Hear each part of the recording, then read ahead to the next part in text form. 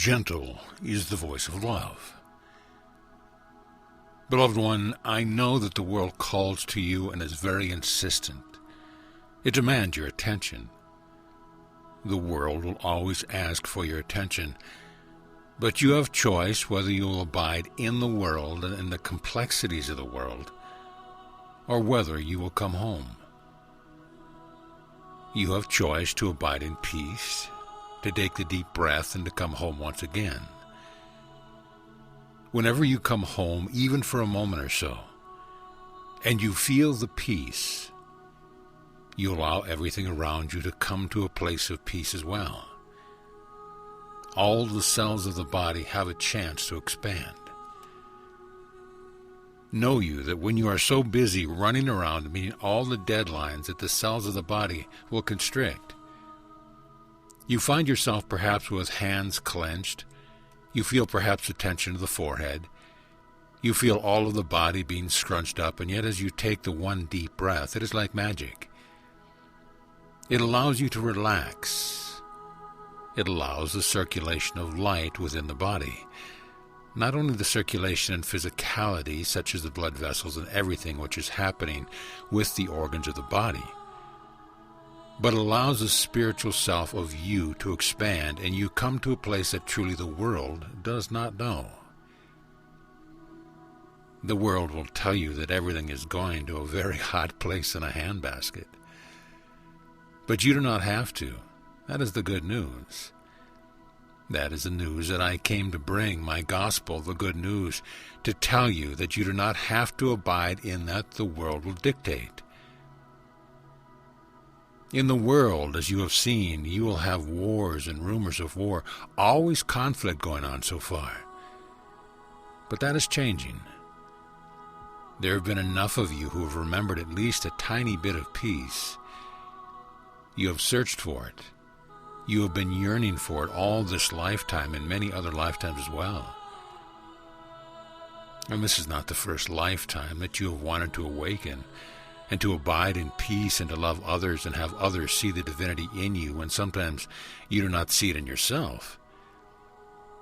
This is not the first lifetime that you have had a suggestion within self that has said, there must be something more.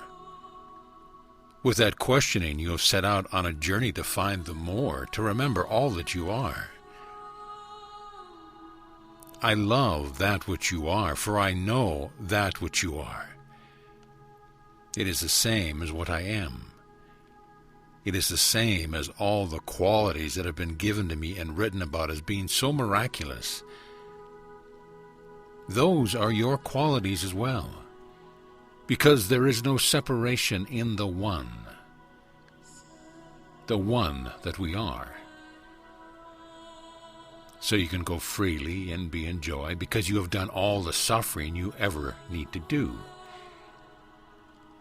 You are the creator of your universe, and the creator of the ones that you invite into your universe to play with and to struggle with. You are the creator. If you do not like what you are creating, there is absolutely no one and no thing that will keep you from changing it. From being in suffering to love and loving everyone, seeing the Christ of them, seeing the best of them and seeing the best of yourself. When you look at another one and you have judgment at that one, where does that judgment come from? It comes from within you, within your mind, and then seemingly outpictures somewhere in someone else. Well, they are doing X, Y, and Z, but it is actually your projection as to what you see out there. As you become easier with yourself, not judging self and finding fault, which has been a habit taught to you by many generations. As you become easier with yourself and you know truly that I am the extension of the one source. I am love, only true love. Then you begin to see more love in your world. You have to, because you are living and swimming in that pool. You are swimming in the pool of love. Because that is what you are projecting. That is what you are seeing, because you know that the one source Father, Mother, God, Goddess, all that is the one source, allows you as you choose to see whatever you choose and to be in whatever space you think you're in. You have perfect freedom. So if you have perfect freedom, why abide in constriction any longer in a place that does not feel good? Well, I don't know. Maybe I'm not quite that good. I haven't really read all the books that I need to read. There's a whole series of books on the bookshelf, and I know that if I read every one of those books and really meditated and studied them, then I would be closer to being perfect. Want to bet? You would probably end up putting yourself to sleep several times. You are already perfect, and that is the point. You are already that which you have always been, the extension of the one source divine. As you will allow yourself to take that in, even a little bit of it, you begin to see the world a little differently. As you look at the world sometimes, you wonder, where are these other people coming from? Why do they say and do what they do? They are in a place where they have been told that they are not perfect, that they are not good enough, that they have to keep trying, and even if they do, they probably will not make it. When one lives with a certain verdict like that over his head, it is not a happy place to be. And they're not going to be happy co-workers either. They're not going to see the best in you. They're not going to see the best in all of the others around because they do not know it within themselves. So what you can do is to see the Christ of them. You see their potential. You see what maybe they do not yet see, how good and truly perfect they are. How would it be if you were told that everything you have ever chosen to do has been in perfect order to bring you to this place where you are right now? It would feel really good, and it is true.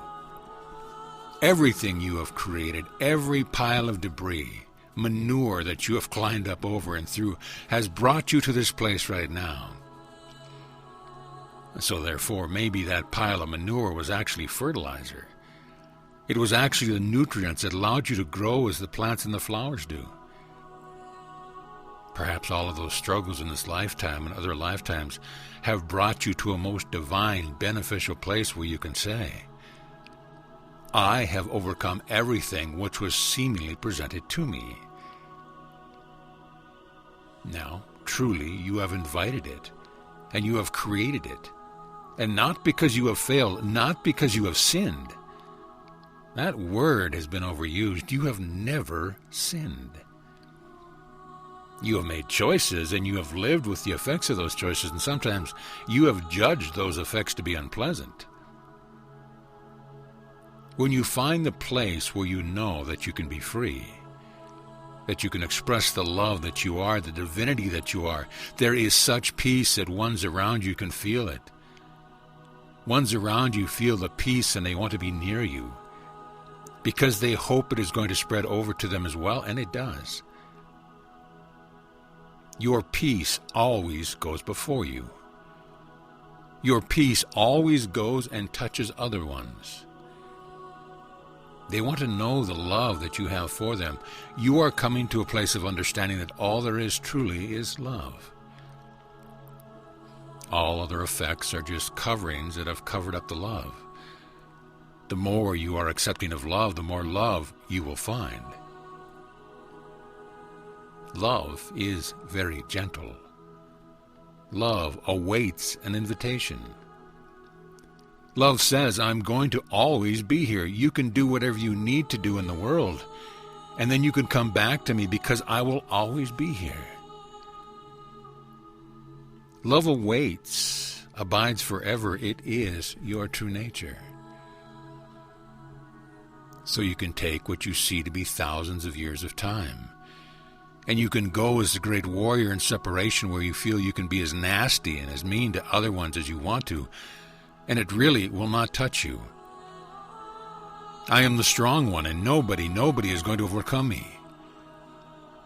And you have lived that lifetime. Sometimes you even get into the space once in a while now, but only for a short time.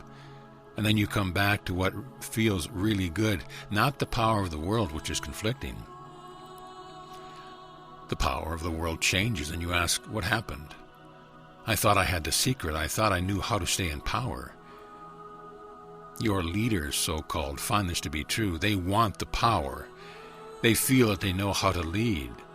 Then they get in a position where they can lead, and what do? They retreat.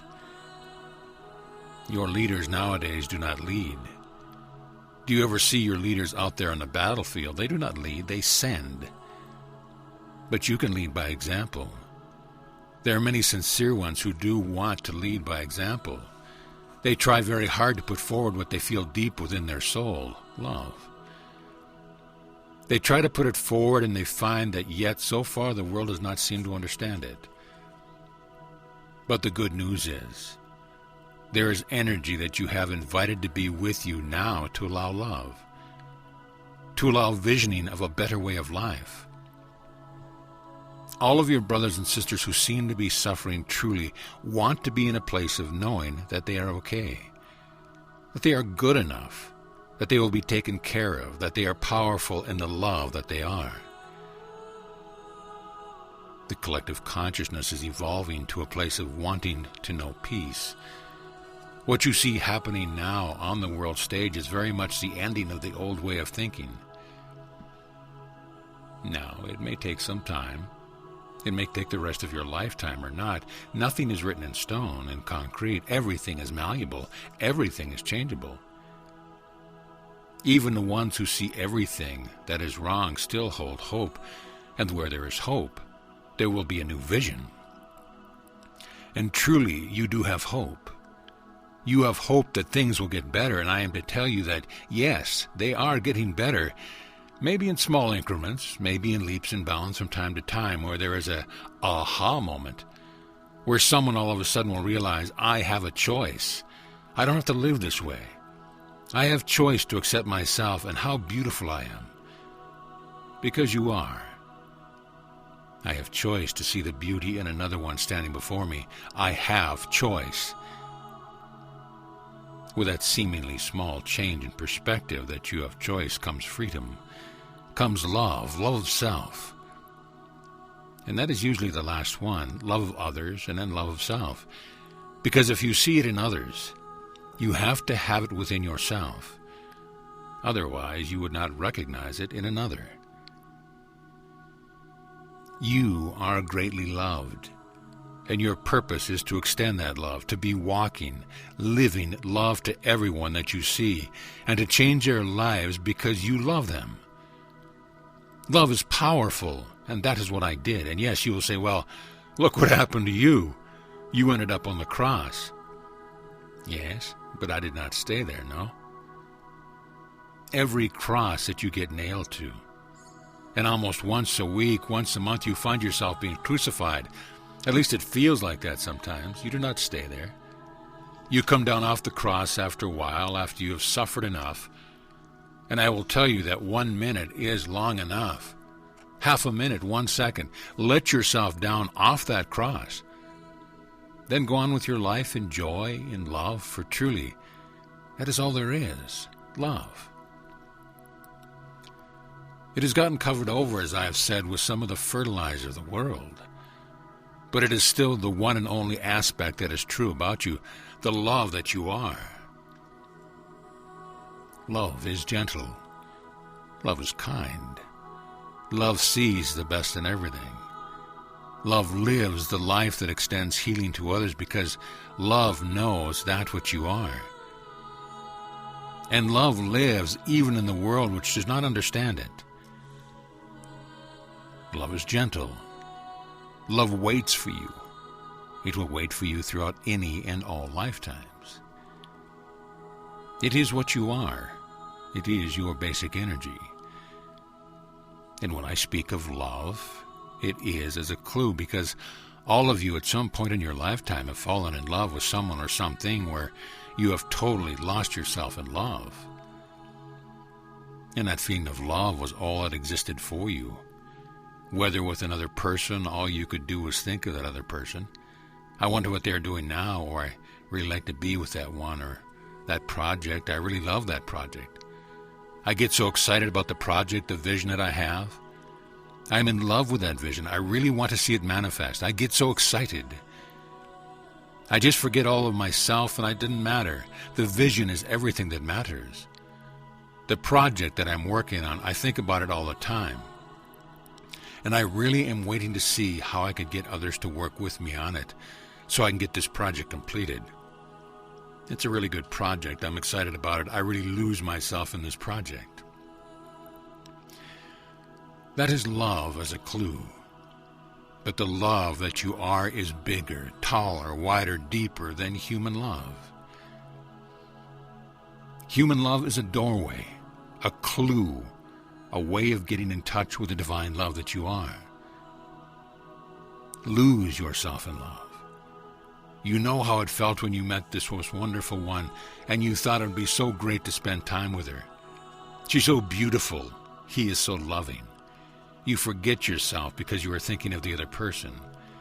You lose all sense of small self, and you move into an expanded space of love. And that, as I have said, is just a clue, the tip of the iceberg. There is much more to the divine love that you are, and when you move into the space of even a hint of the power and extent of divine love, you will do everything that I did and more. All these things and more shall ye do, a prophecy. Love is a gift which you have given to yourself from before time began. And after the purpose of time has been fulfilled, love will be there waiting for you as always. After the purpose of time has been fulfilled, I will be there waiting for you, as I wait now for you to be in love with me. Allow yourself to fall in love with someone, with a project, with a vision, with me. Allow yourself to forget small self and come home again. For I wait for you there. So be it.